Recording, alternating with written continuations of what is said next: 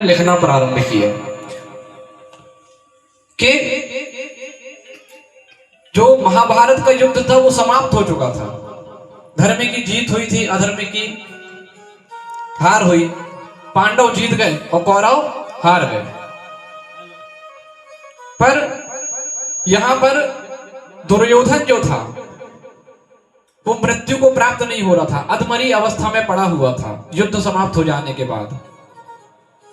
तो दुर्योधन का जो मित्र था अश्वत्थामा, वो दुर्योधन के पास आया और उसने बोला कि मित्र, अब सब कुछ तो समाप्त हो गया है, अब बचा क्या है? तुम्हारे प्राण क्यों नहीं निकल रहे हैं? तुम इतनी पीड़ा में क्यों पड़े हुए हो? तो दुर्योधन बोलता है कि हम 100 भाई थे, एक भी नहीं बचा। और वो 5 भाई थे, एक भी नहीं कम हुआ। तो बोले मैं क्या कर सकता हूं इसमें, बताओ मैं किस प्रकार से तुम्हारी मदद करूं? दुर्योधन ने बोला अगर तुम मेरी मदद कर सकते हो तो तुम केवल इतना करो कि वो 5 पांडवों के सर काट के मेरे पास ले आओ। तो अश्वत्थामा बोलता है बिल्कुल मित्र, तुम्हारे लिए यह काम मैं अवश्य करूंगा। रात्रि में अश्वत्थामा जाता है और जिस शिविर में पांडव सोते थे उस शिविर में उस दिन पांडवों के 5 पुत्र सोए हुए थे। तो उन 5 को पांडव समझ करके अश्वत्थामा उन 5 पुत्रों के सिर काट करके परात में रख के लाल कपड़ा ढांककर दुर्योधन के पास लेकर आता है। दूर से दुर्योधन देखता है तो बड़ा प्रसन्न हो जाता है कि 5 सिर आ रहे हैं 5 पांडवों के। मन में खुशी आ जाती है उसकी। जैसे ही निकट आता है देखता है ये 5 पांडव नहीं है, ये 5 पांडवों के पुत्रों के सिर हैं। बड़ा दुखी हो जाता है, बोलता मित्र तुमने ये क्या कर दिया? अब तो तुमने हमारे कुटुंब में पानी देने वाले भी नहीं छोड़े। अरे यही तो थे जो हम लोग को मरने के बाद, हमारे जाने के बाद हमें पानी वगैरह देते। तुमने तो पानी देने वालों को भी नहीं छोड़ा। और इसी वेदना से दुर्योधन की मृत्यु हो जाती है।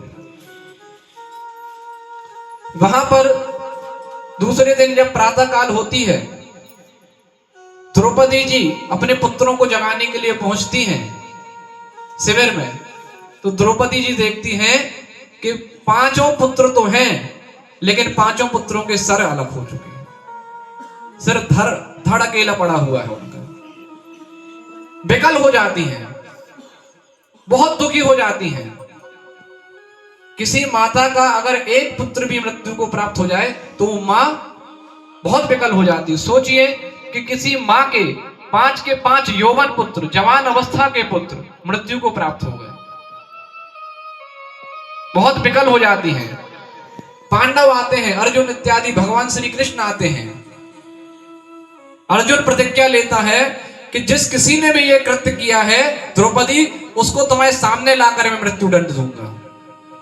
तो भगवान को साथ में लेकर निकल जाते हैं अश्वत्थामा को पकड़ने के लिए। भगवान और अर्जुन रास्ते में जाते हैं, अश्वत्थामा को पकड़ लेते हैं।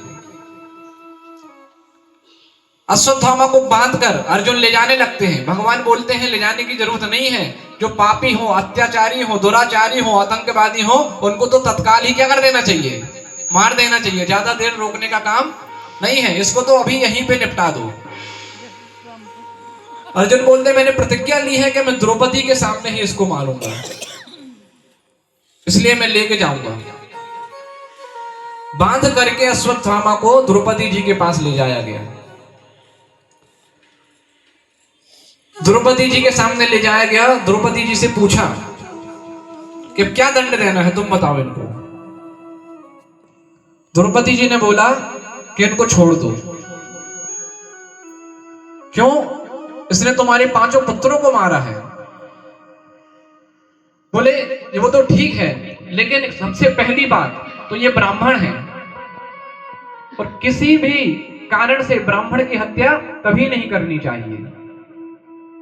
ब्राह्मण को नहीं मारना चाहिए, चाहे कितना भी बड़ा अपराधी हो, दुराचारी हो, लेकिन ब्राह्मणों को किसी भी अवस्था में मृत्यु दंड नहीं दिया जा सकता। दूसरी